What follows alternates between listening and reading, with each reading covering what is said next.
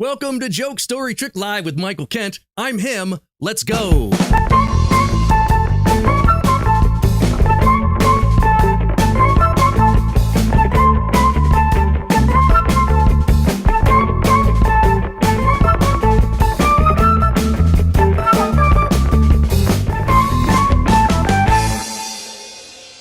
This is the time I look forward to all week long. Happy Tuesday night, everyone. And tonight, we have WWE superstar Nick Eugene Dinsmore, a huge treat, not only for professional wrestling fans, but for everyone. You're going to love this guy. I've had a great week. Chat, how are you doing? It looks like we've got some friends in here. We've got Mark DiTullio, Patreon subscriber. Mark. Right, and regulars, Nicole. And Marty. Work hard, Marty! All right, it's good to see everyone here in the chat. We've been having a good time. Those of you who joined me at 8 p.m. on Twitch for the pre-show party. Also, shout out to those of you who may be watching at APCA Late Night Live. We're adding you into this show this week, so if you're tuning into that, welcome, hello. This is called Joke Story Trick Live. It's a show that I do every Tuesday night at 9 p.m. Thank you for those of you who are first-time viewers. Matt says, let's go. We've got a sound drop for Matt. Matt. Oh, God. We've got sound drops for all these folks. I really do appreciate y'all being here. Taylor's here. Taylor to the plate. And that means Tony's here, too. My name is Tony Montana. We got a whole bunch of regulars, and I really do appreciate it. Before, I don't want to get into anything crazy. I want to get straight into the show tonight. And in order to do that, you know how it starts, folks. It is the stupid news.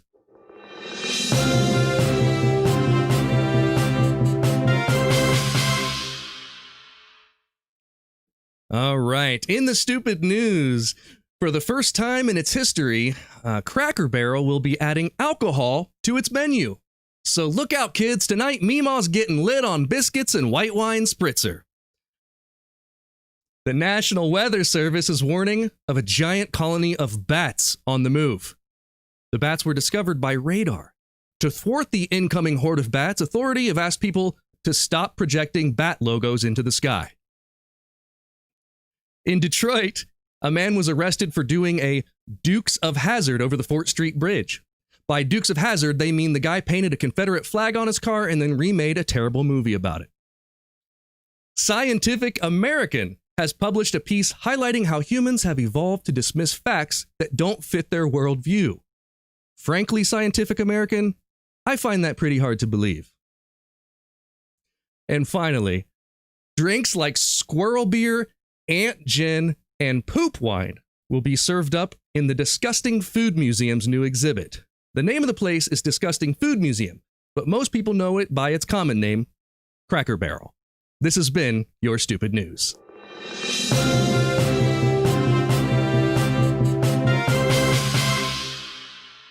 If you're watching on YouTube tonight, please do me a favor and hit that subscribe button. Really do appreciate it when you do that. Also, click the bell icon next to it. That way you'll never miss a show. If you're watching on Facebook or Twitch, please do the same and follow me because every set of eyes helps, and I greatly appreciate that. We appreciate all these people who have followed and pledged on the Patreon and done all that fun stuff. And now, my friends, it's time to teach you how to magic. Teach me how to Magic. Teach me how to Magic. Teach me how to Magic. You ain't messing with my Magic.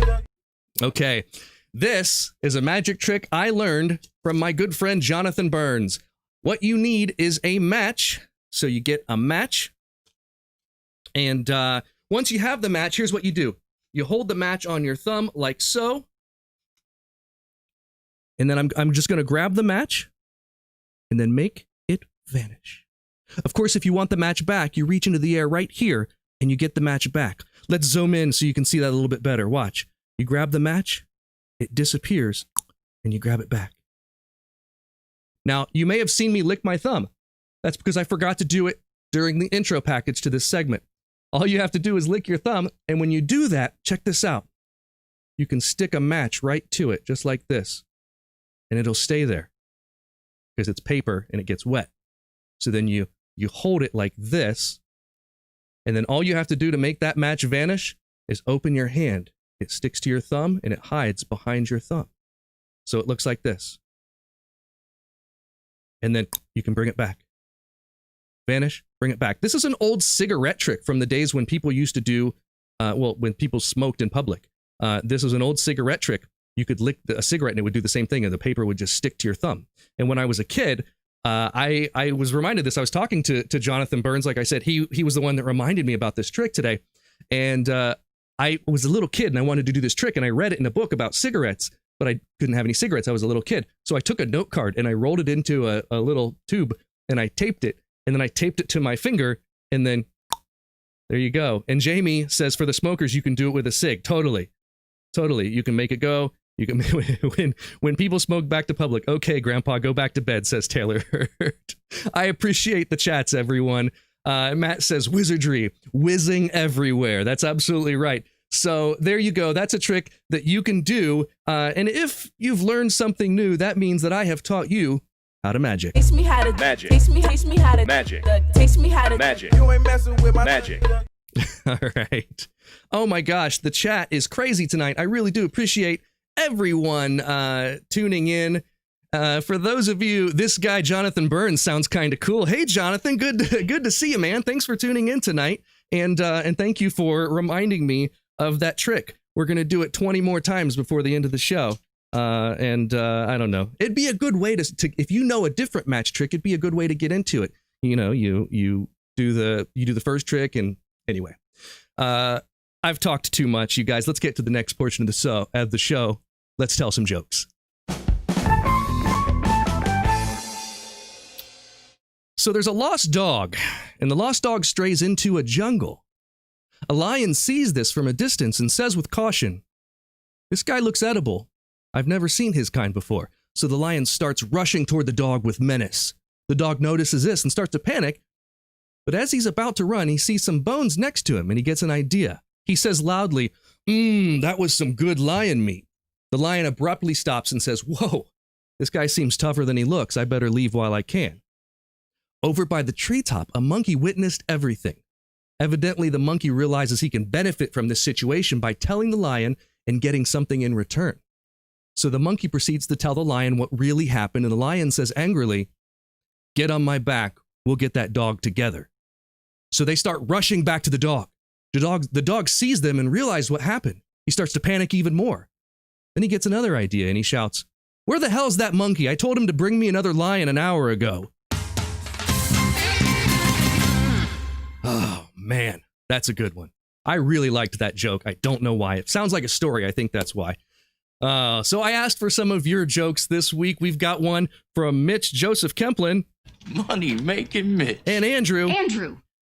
All right, let's get back to Mitch's joke. It was a good one. I want to see it. Where do cow farts come from? The derriere.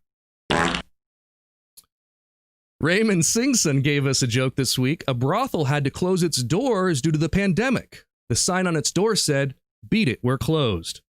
Boo! Boo! Tom Cracker wrote in and said, "Stop with all the senior citizens jokes. They're getting old." That's so funny. The last time I heard that, I laughed so hard I fell off my dinosaur. Ooh, that one's topical. This one from Matthew G. Miller. He said, "I was recently renovating my house and knocked down a wall only to surprisingly find a secret, fully furnished room. But then I remembered we live in a duplex." Oh gosh, that's funny. That's really funny. Okay. Ben Pratt says, "My neighbor got arrested last week. He was selling meth for 10 years. He was also a dentist. It's crazy to think how well you think you know people, but you realize you don't actually know them at all. I mean, I had no idea he was a dentist." That's so funny. Okay. How about this one? That's funny. Peter Pan. This is my favorite joke of the week. This comes from Patreon subscriber Conrad Cologne. What do you call a ghost who's from New Jersey? Gabagools. Oh, yes. Yes. Jamie says Princess Bride reference. Yes, that's that one. I've got a million. How about this one? That's not funny. That's not funny at all. You know, anyone know what that's from? That one's a harder one. I'm happy when people recognize the sound drop references. Taylor Hurte says absolutely golden, and Mitch says moo. Listen, I want your jokes on the show. That's the whole point of the thing. I want you to send me in your jokes. And to do that, go to michaelkentlive.com/jokes and submit a joke, or just send it to me on my Facebook. I'm friendly. You can do it that way. Now's the time to choose a completely random joke from one of my old joke books. This is the Wheel of Joke Books. Everything on this wheel is a joke book that I have for some reason kept. And tonight we're going to let's use Slightly Magic, otherwise known as Jamie. Jamie, I'm going to have you just tell me a number, but let's give it a minute. Let's spin the wheel and find a book. Which book are we going to use? Which book are we going to use? Friars Club. All right. Friars Club. Here it is. This is the Friars Club Encyclopedia of Jokes. Jamie, this book has 496 pages. I'd like you to tell me a number between 1 and 496. So it could be any of these. And the way that this one is, I believe it is categorized. Yeah, this is done by category. So Jamie says 17. Page 17. Let's go. That's going to be early on. Okay. Let's see here. This is a good one. This one's about agents. Agents, but I don't know what kind of agent it's talking about. Here we go. Here's our joke book joke. I don't rehearse this. I don't plan it. We're just going to pull one out here. Let me read through it, make sure it's not like racist or something.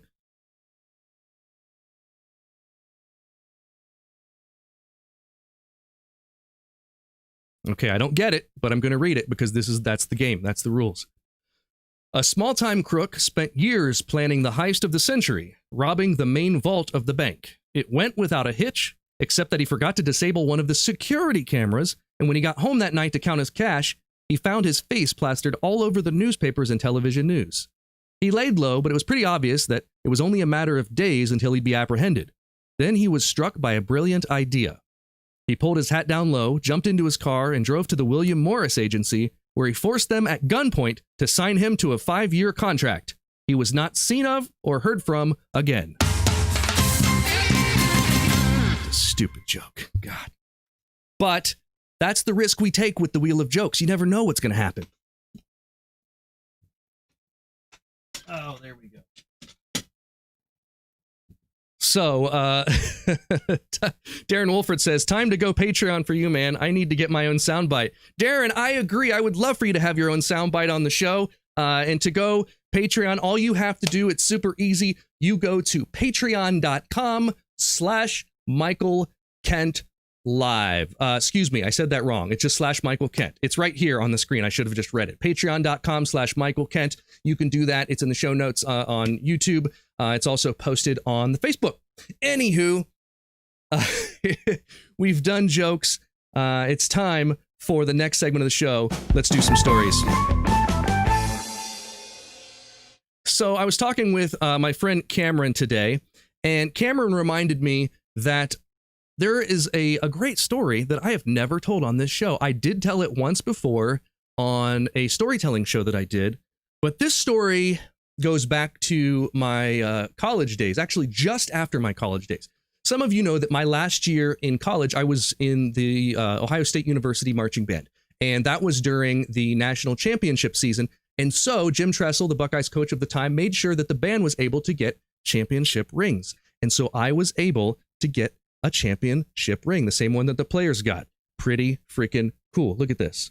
So it's got my name on it, which is neat. It's got, on the other side, it's got the score of the Ohio State-Michigan game that sent us to the national championship.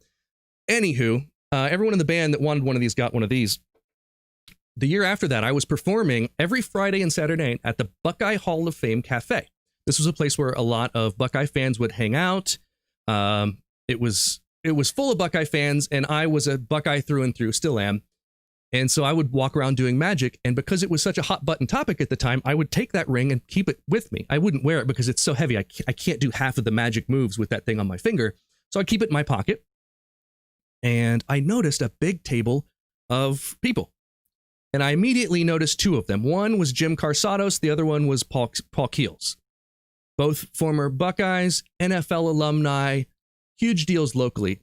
Carsados does like the field reporting for the Buckeye games. Paul Keels is the play-by-play guy in the booth. Everyone who is a Buckeye fan around here knows his voice. It's a very deep voice, but I knew what he looked like just from hanging around with, the Buckeye football thing for the last 5 years. And I knew that they had those rings too, because they were enough part of a team that they had the rings. And I looked, and Paul Keels was wearing his.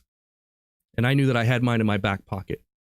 Now, Keels, Keels, and Kent, Kent. These rings are almost identical, with the exception of a few letters. There was no way they would ever know that I was in the marching band, that I ever had one of these. And it was in my back pocket. So as I approached the table, I did a few tricks. And then I acted surprised. I said, "Whoa, is that a national championship ring?" Just played dumb. And he goes, "Yeah." Because he's been asked this 10 times a night for the last however long. And I said, "Would you mind if I see it?" And he pulled it off. He said, "Sure." And he started handing it to me. I said, No, I don't want to touch it. I would mess it up. I would drop it or something. I said, "I just want you to hold it in your hand." He's at a table with 10 people, maybe more, big table. And I said, "Just hold it in your hand. And I want you to close your fist and don't open your hand until I say so." Meanwhile, I'm reaching into my back pocket and I'm grabbing this. And so I come out and I said, "I just want you to touch your fist to my fist. Don't open your hand."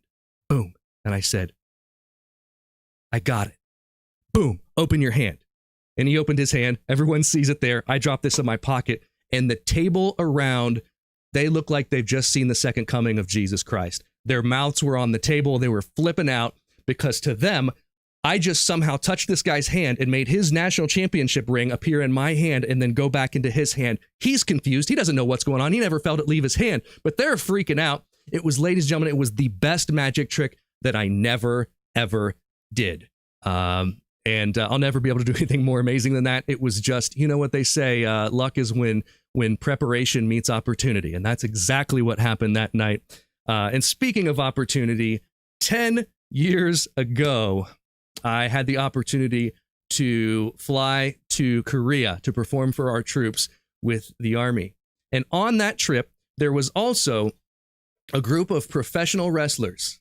And we had a great time. We were both there for like 3 weeks, performing in a lot of the same places, but on different nights. And of all those people, one of the ones that I hung out with the most and connected with was the man that you're about to meet tonight. So this guy is most commonly known as his WWE ring name, Eugene.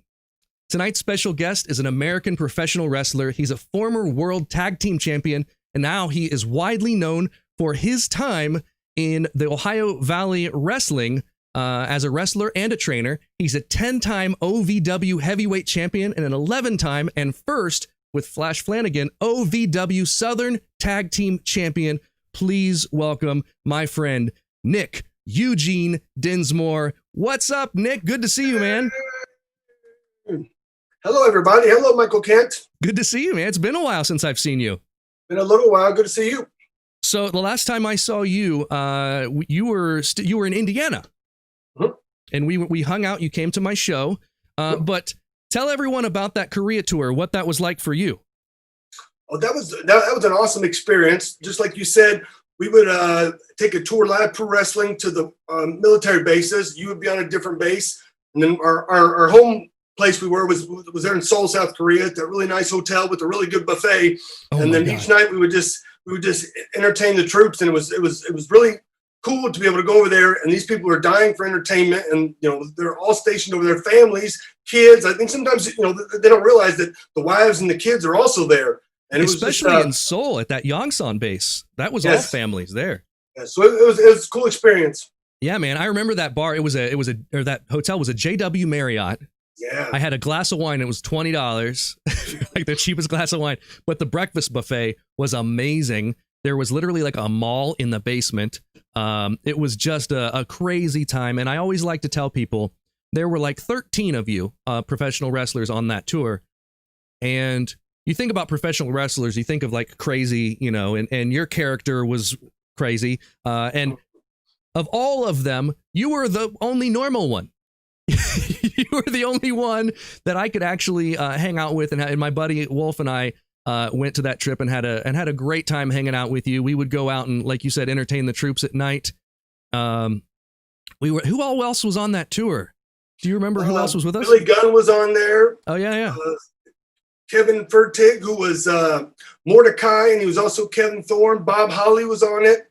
I believe that Disco Inferno and Raven were on it. Oh, Raven, yeah. Group of guys. Raven's another big Magic fan. He loved Magic, and I think he was a veteran or something as well. So he had that. I believe he was a Marine. Oh yeah, and just a great time, man. We were happy to have one night off and be able to see one of your matches. And somewhere out there on YouTube land, there's a video of you and I, you as the Eugene character, and me as, well, me. I'm my own character. So speaking of the Eugene character, I put a thing on Facebook and said, like, what would you like me to ask? And a lot of people had the same question. And I'll try to phrase this as best I can. Could you do the character of Eugene in 2020? I feel like WWE can make anything work. Yeah. They can make it right and make it, people want to see it. So I think they could do it. Would they test the waters? I don't know. I mean, my lawyer said that I shouldn't describe. I can neither confirm nor deny that I'm currently in a contract negotiation right now. Oh, but I think they could do whatever they wanted to do. That's super exciting. They took the mask off of Kane and they made it. They made the people get it. A guy that is supposed to have scars all over his face, but in turn it was emotional scars that he had. Okay. Yeah, it's really interesting stuff, man. And I don't know if you've seen this, or of course you've seen this, but I don't know if you know that I have this. This, my friends, is a Eugene action figure. Eugene, look at that. And I remember I was super excited to get this. You look at the other people in this series. It's John Cena, The Undertaker, Batista, Rene Dupree, and Booker T. That is some serious company, my friend. That's a collector's item right there. That is some serious business. Here's the one I have. I got my Eugene t-shirt on. That's the t-shirt you're wearing in the promo picture we used for this. I told you before, the best thing about having my own action figure is I get to play with myself in public. What does your t-shirt say? This one is Midwest All Pro Wrestling. I live in Sioux Falls, South Dakota, and I started my own independent wrestling company here. My wife and I did. And we'll have our 5-year anniversary in November. Oh, congrats! We've been putting on monthly live pro wrestling matches in Sioux Falls. That's awesome. And you do training as well, correct? Yep. I've got probably, I don't know how many students I've had so far, but I got about 28 students now. Oh my gosh! I've got enough students that they are the stars of Midwest All Pro Wrestling, and they're all developing their personas and getting better in the ring. That's awesome. So you help them with their personas and their backstories as well as the actual physical wrestling. Yeah, I hope to have soon one day. One of them will be signed by the WWE. I've had a couple that have had tryouts, but we haven't got anybody signed yet, but I think one's coming up. That must feel amazing. Well, Eugene, I brought you on the show to tell us a story, and so I'm going to full screen you, and I hope you don't mind if I interrupt if I have questions or anything, but take it away, my friend. So I can't speak for all Japanese people, and I wouldn't want to, but the Japanese guys that I met in pro wrestling, most of them could speak decent English, but a lot of times they would act like they couldn't. They would act like they couldn't understand you, and they would talk almost that stereotypical Japanese slang, and they wouldn't let you know that they could really speak English. And I used to travel with Tajiri, and I knew right away Tajiri could speak English because one day he was on the phone, but he was talking like this. So I knew he didn't want anybody to know that he could speak English as well as he could speak English. So we're riding together. Jerry meets my wife. He goes, "Oh, you are rubbery." She said, "What does that mean?" I said, "Oh, he just said you're lovely." So Jerry and I go to work out one day. We work out. Afterwards, he goes, "Let's go McDonald's." I said, "Okay, we'll go to McDonald's." Next day we work out. "Let's go McDonald's." I said, "Man, come on. I can't eat McDonald's 2 days in a row. Can we at least go to Burger King?" He goes, "I can't say Ooper. I said Big Mac. I can't say Ooper." About 2 months later, it was Tajiri, John Cena, and I. We were eating in a Applebee's or Chili's or something after a show one night, and the electricity goes out. So they said, "We can keep serving drinks, but we can't serve you any food until electricity comes back on." I said, "Well, let's wait." We sat there for 30 minutes drinking. Whole place is dark. Fans are all in there. We've got our own little table. Sit there for an hour. 2 hours go by. Finally, Tajiri goes, Man, I'm so hungry I can eat a Whopper. Oh, so Uber, sorry, Uber. That was my friend Tajiri. That's freaking awesome. He forgot. He forgot about his act for a moment. Oh, that is so good. Yeah, when we were in Korea, I can remember there were Burger Kings everywhere. In Korea. That was a very popular chain. And Kentucky Fried Chicken was very popular there as well, but it was spicier. Like you got the regular and it was spicy and everything was a la carte by the piece. So you ordered however many pieces of chicken you wanted. And one of the funnier stories that I remember from that was involving Billy Gunn. And a lot of us were hanging out. I was hanging out with the AFN people, the people from Armed Forces Network Radio. And we left Billy Gunn in a bar because he was playing beer pong and just having a great time. And we didn't see him for hours.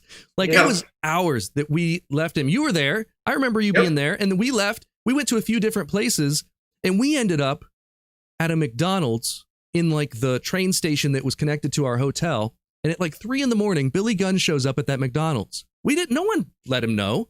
We weren't texting him or anything. And he just showed up randomly there. And it was just the weirdest thing. And then he was trying to fight us, I think. He said, first you eat your pancakes and then we fight. That was the quote from that night. I remember they were playing the beer pong and they had the beer in the cups and the ball would go on the floor and then they throw it and they go in the cup and they would drink the beer. And I'm like, that's disgusting. Yeah. I didn't play that night, but I was there. That was pre-pandemic. Yes. No one would do that now. That's amazing, man. You know any jokes? I was writing some unemployment jokes, but I forgot the punchline. What was the one I had? Oh, I used to be addicted to some soap, but now I'm clean. I want to know if you shoot a mime, do you have to use a silencer? You were talking about those the police earlier. You're about the crook that stole a calendar. He got 12 months. Oh God! And the semicolon that broke the law, he was given 2 consecutive sentences. I like that one a lot.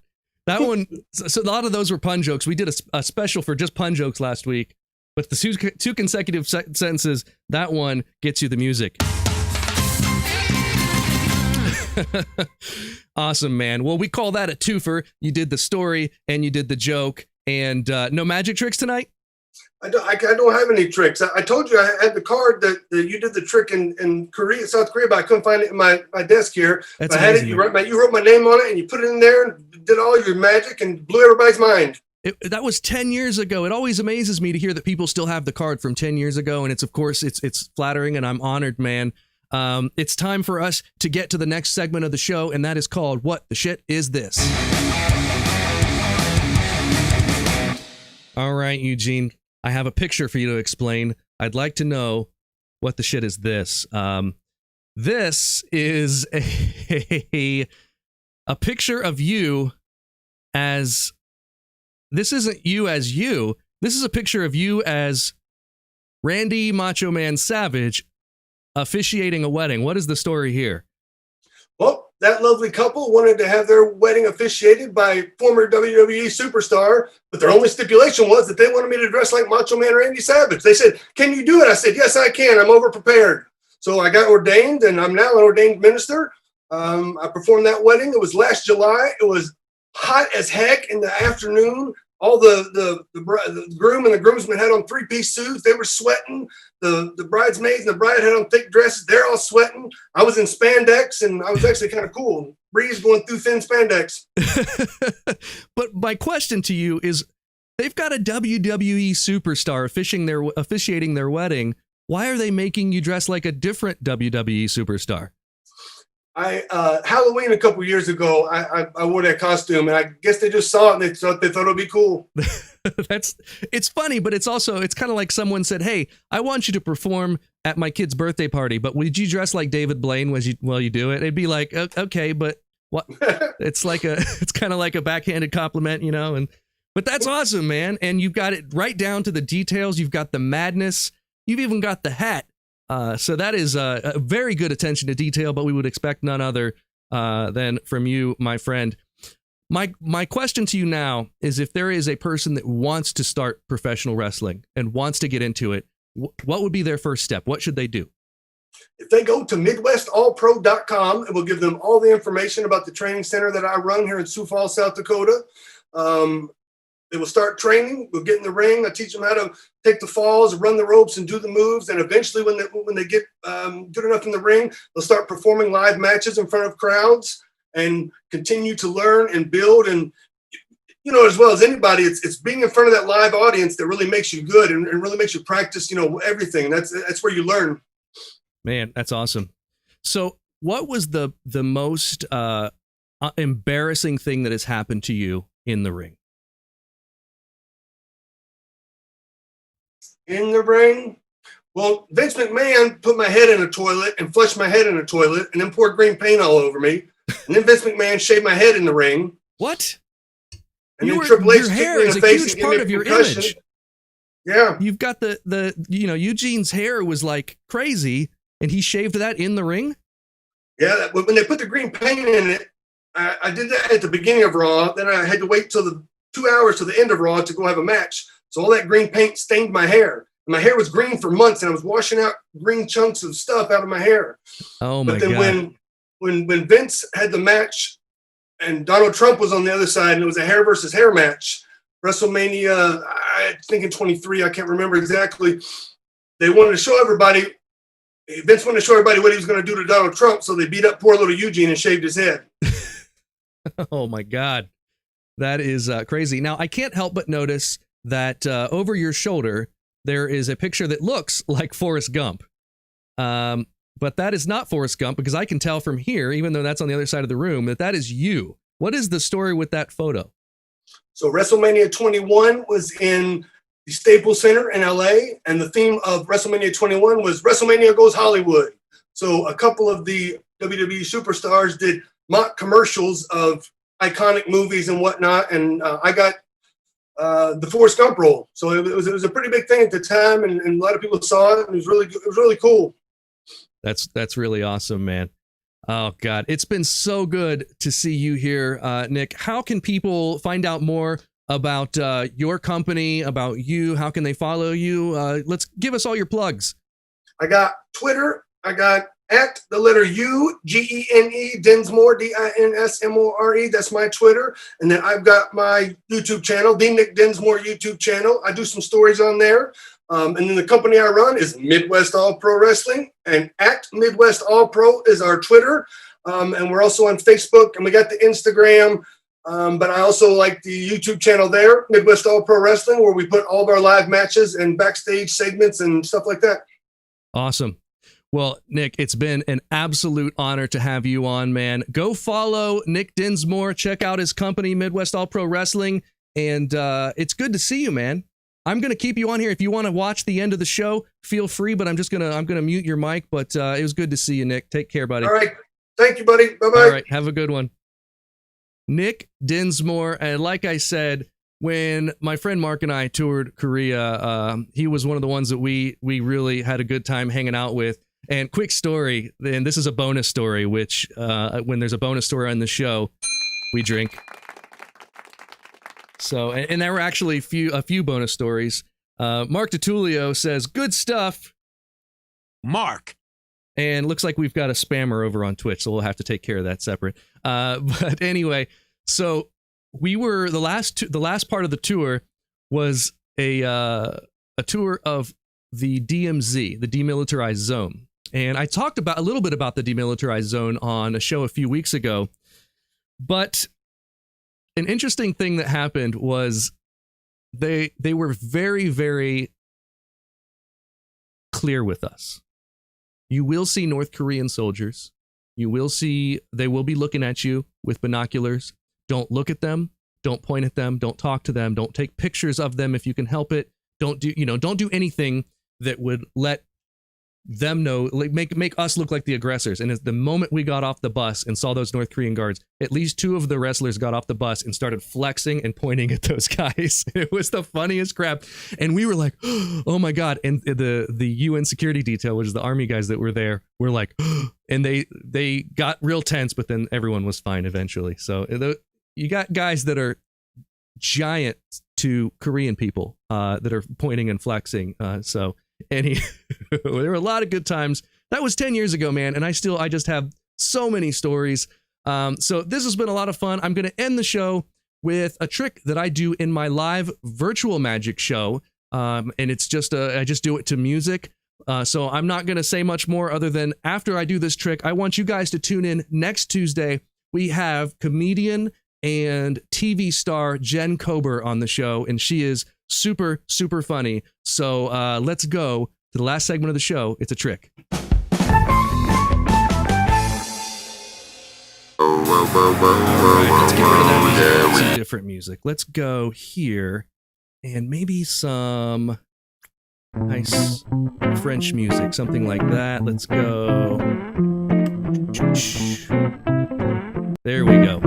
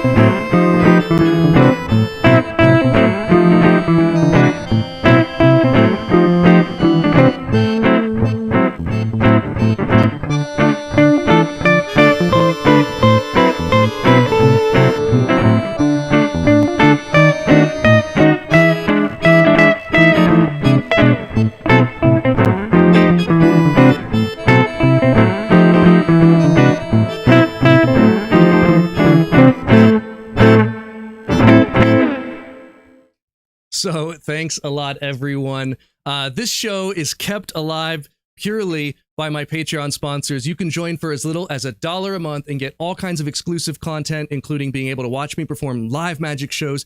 If you're a fan and you want to show it, this is the best way. The link is in the show description. Everyone, that's the show for tonight, and we will see you next Tuesday. Bye.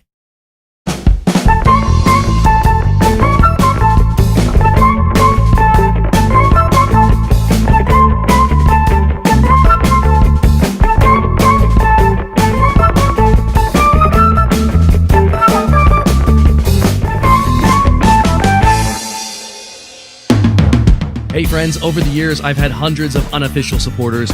Now, you can make it official. Join my Patreon, 4 different levels, tons of exclusive benefits, access, behind the scenes, backstage video, access to shows that you normally wouldn't get to see, producer support, credits, shout outs, VIP events, everything you can think of. And you can join for as little as $1 a month. So thank you in advance for your support. I love all of you.